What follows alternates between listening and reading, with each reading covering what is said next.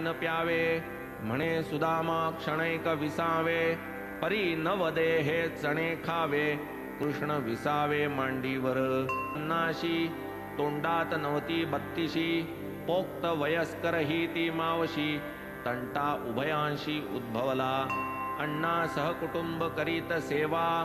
आई होती विगत धवा दाबिता बाबांचे पोट कुसवा नावरे निश्वास तियेस श्री साई सेवेसी सबळ मावशीबाई मनाची निर्मळ उभय हस्ती घालूनी पीळ मांडिली मळणी पोळूनी बाबांस दोही करी दाब दाबूनी घुसळण करी जैसी डेरी ताकाची साई नामी लावूनी लय मावशीबाई दाबी निर्भय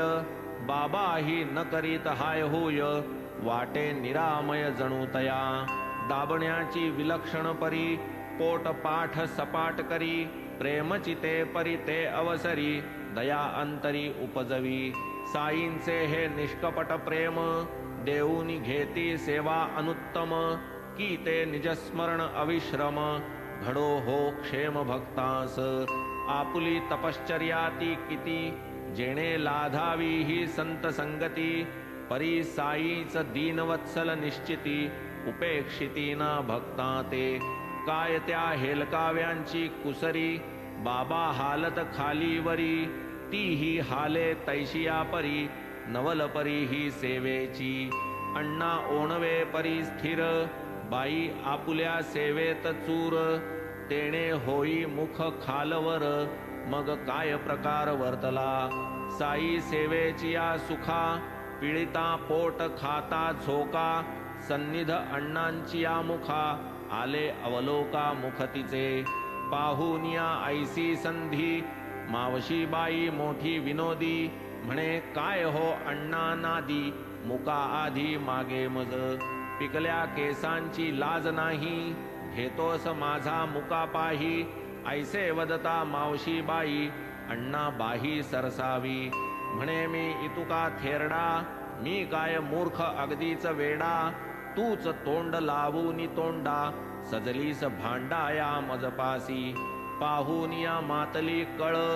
बाबास तया दोघांची कळकळ कराया दोघांसी शीतळ युक्ती प्रबळ योजिती प्रेमे म्हणती अरे अण्णा उगाच रे का मांडीला दणाणा अनुचित काय तेच समजेना मुका घेताना आईचा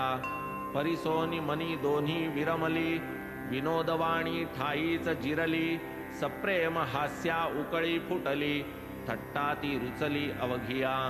पाहू जाता कथा थोडी मार्मिक श्रोते घेतील गोडी ठाय कैसा घालावा हे परवडी कथेत रोकडी दिसेल मायलेकात जैसी प्रीती प्रेम बुद्धी उभयतात असती तेथेही कळ उद्भवली नसती क्रोध वृत्ती उठतीच ना चाबुके हाणिता हासे उसळे फुलाच्या मारे रडे कोसळे